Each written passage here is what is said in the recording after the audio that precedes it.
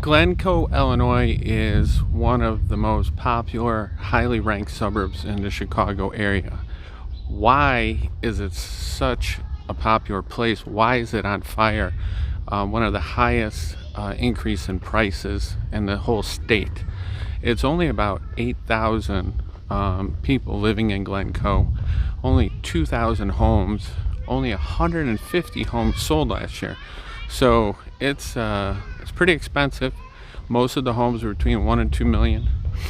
A third of them are below a million, and almost a third of them are above 2 million. So it's a pretty crazy place as far as lots of good, highly ranked schools, close to the expressway, great transportation into the city.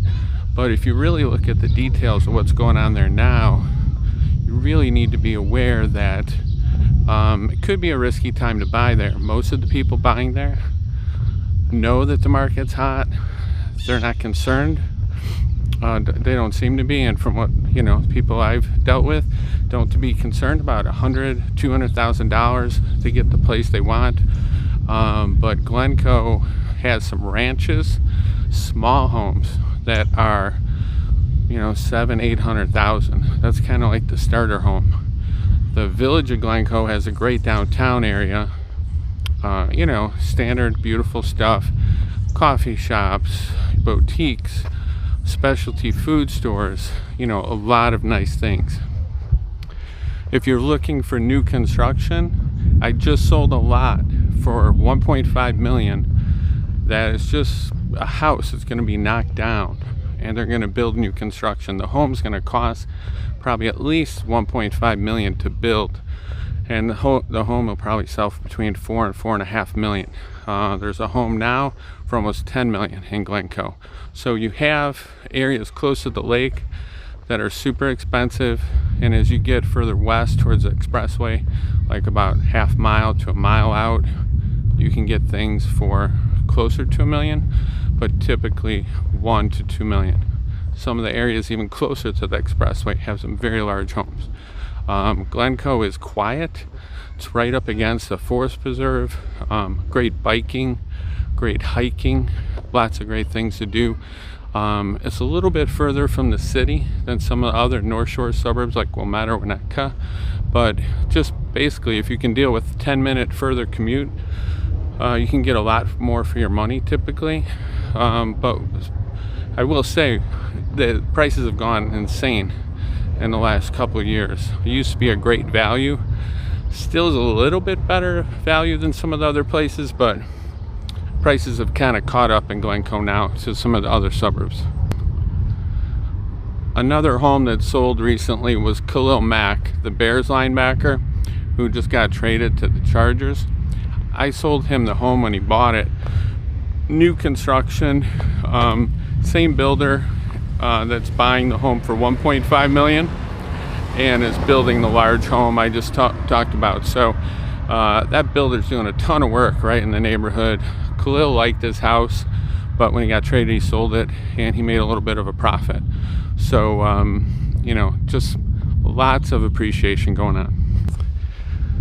Something that's fun in Glencoe is you're right up against Highland Park, which has Ravinia Festival, lots of concerts, Botanic Gardens, which has tons of events.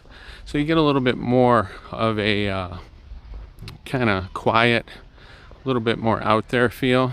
But like I said, it's only 10 minutes and you can get down to all the other suburbs and into the city quickly. If you're going up to Wisconsin though, or further north, then it's a no-brainer. Great place to live, easy commute. But you want to be aware of the home prices though. Nationally, the numbers are getting pretty crazy. There's a lot of speculation that home prices are going to go down in certain areas. Places like Zillow have been touting that prices are going to continue to go up, but there's some serious disagreement from other people, other economists, thinking that home prices, one said, will go down as much as 25%, especially in the areas like Phoenix, Florida, some Washington State areas that have seen insane increases. So where does Glencoe fit in with these national housing thoughts?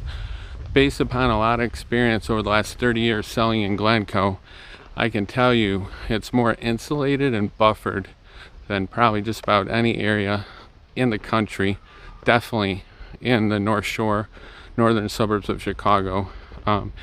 It's so small and there's so few homes and there's such demand, it's going to have some pretty good insulation. But if the market shifts hard over the next year, could people lose 100, 200, 300,000 on a new construction home? They definitely could. But typically the people buying those can afford that kind of loss and just will roll it into the type of thing that they want to do, with where they want to live and so forth. So the economy's been so good for people with stock gains that this is a pretty common thing. 2008, people were speculating more, trying to ride the wave and increase their home value to make money. Now they seem to have made money elsewhere and are just keeping that money to live where they want. So big difference now, and nationally I think there will be some pretty big adjustments in the coastal areas, the hot markets, the warm weather markets, but Glencoe should be pretty well insulated, but could go down a little bit too. Glencoe has the third most Frank Lloyd Wright homes of any area in the country. So beautiful historic homes by a very iconic, famous architect. So some beautiful architecture in Glencoe just overall. A lot of the beautiful old homes that have been renovated, including Frank Lloyd Wright.